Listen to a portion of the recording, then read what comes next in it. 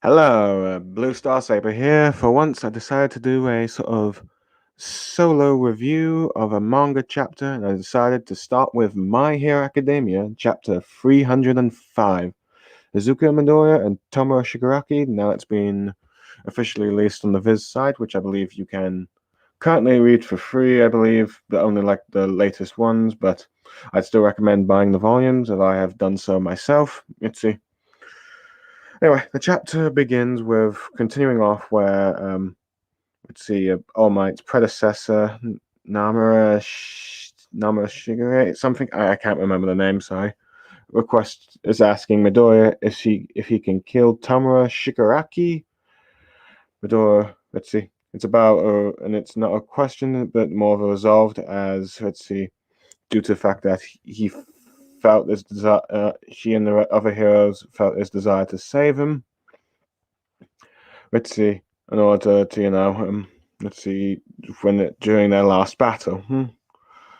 Let's see, and as the heroes there, including like the all for one's younger brother, talked how he was groomed to be like, let's see, the ultimate evil. Let's see, so in order to steal one for all, let's see, and how let's see, he tried to steal from some of the fewer successors. Since let's see, one for is the power that refuses to submit to evil, or well, one for all. As let's see, as All Might's predecessor goes on about how Tomura Shigaraki is his grandson, and this how trying to remove her son from this has resulted in her grandson becoming a villain, and talk about he's becoming the ultimate evil, and how he might not be saved. He's asking if Midoriya. She's asking if Midoriya has the resolve to kill him if that's what it takes. Let's see, and Midoriya says, and when let's see, Midoriya goes on about how he when felt inside. Let's see, Shigaraki's conscious. It felt like a little boy crying. And it goes up about how all the villains that he fought up to then, which is images of Muscular, Overhaul, and Stain, how he had no choice but to fight them, but he never understood what made them turn out this way. And if he did, perhaps things could have worked out differently, such as with Gentle and La Brava, which is also in the flashbacks. But he feels like the power of, one for all is there to help people, and he will try to, due to the fact of what All Might, everyone around him, and even the heroes before that possessed this power, has led to him. Let's see. He feels like he should try at least save Shigaraki. He might get that this power is meant to destroy evil. Let's see. But he wants to save it. But granted, he admits that they may have no choice but to kill him, but he will try to save him if he gets the opportunity. Let's see. The one all for one's little brother. Let's see, is glad that is happy with Midoriya's Midoriya's answer, and promised to give him his support. It's fortunate that the power of all for one for all. I mean, sometimes I get mixed up. One for all wasn't passed down to Midoriya. Let's see. Let's see. As All Might's predecessor tells Midoriya that Gran Torino is still alive. She's asking him to send a message to give him his best. Let's see, crying that he has that she has such a wonderful disciples and successors. And the chapter ends with like the first user of all for one's little brother asking the two mysterious heroes that we do not yet know, I believe the second and third possessors of let's see one for all, to come out and help their successor, as he needs their power, needs their help to unleash his full power. And the chapter will hit again on March 21st, though it probably will come out earlier in scans. For my Now, I really like this chapter. I do like Midoriya's answer, I will admit. I think this is a little bit, but Fitzy, now granted, some might, personally, it's, sorry, I'm getting a little nervous. I think what works with this is that Midoriya accepts that it may be not possible to save Tomura Shigaraki, and he may end up being forced to kill him. But if given the opportunity, he will try to save him. I think this works with Midoriya's character, of being and his ideals of becoming a hero, but is being also a bit realistic about the possibility of Tomura Shigaraki being like possibly beyond redemption.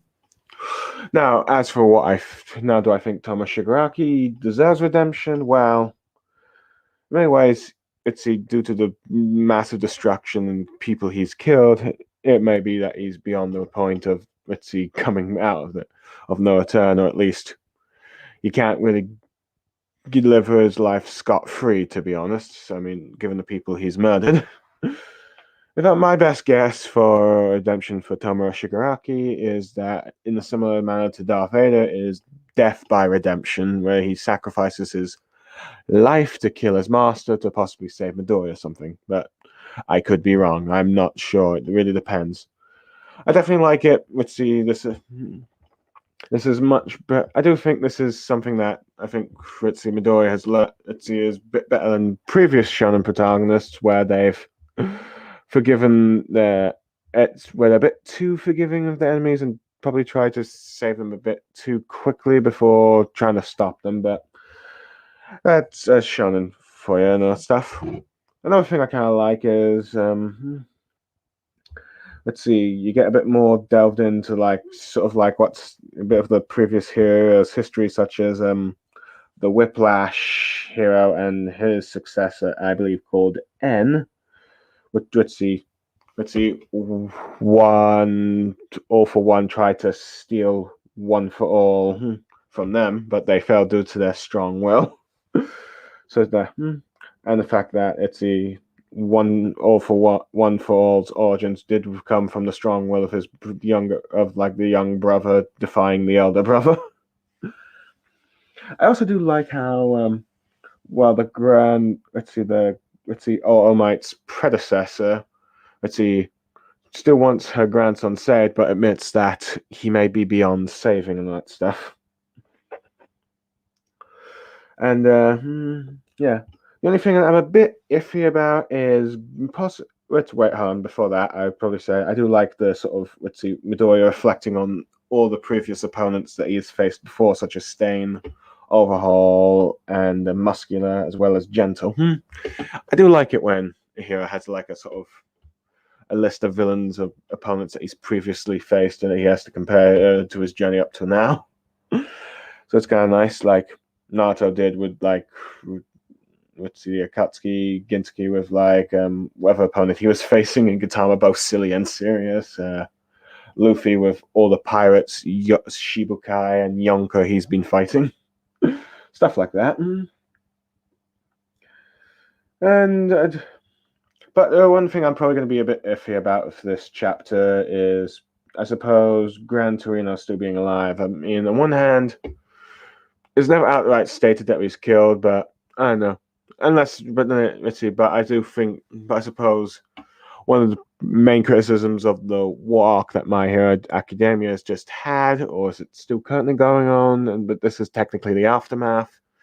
Is that you only can name like about two characters that you kind of care about dying. One from the villain side with Twice, and a minor one with Midnight for the hero side. So if Gran Torino died, that would have probably put more of a big impact for the hero side and for the audience. But oh well. I mean, this war arcs in shonen manga don't tend to have that high kill counts. But regardless, it would be nice for the message from Midoriya to pass on to Gran Torino.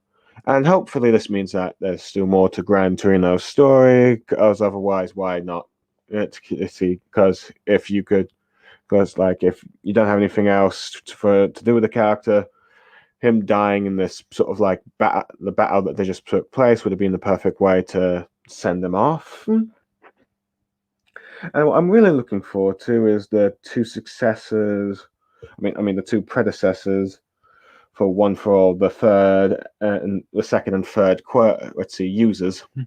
I'm very curious on what their quirks have been. So far, it's mostly either been something that makes it very Spider-Man related with the whiplashing and the be,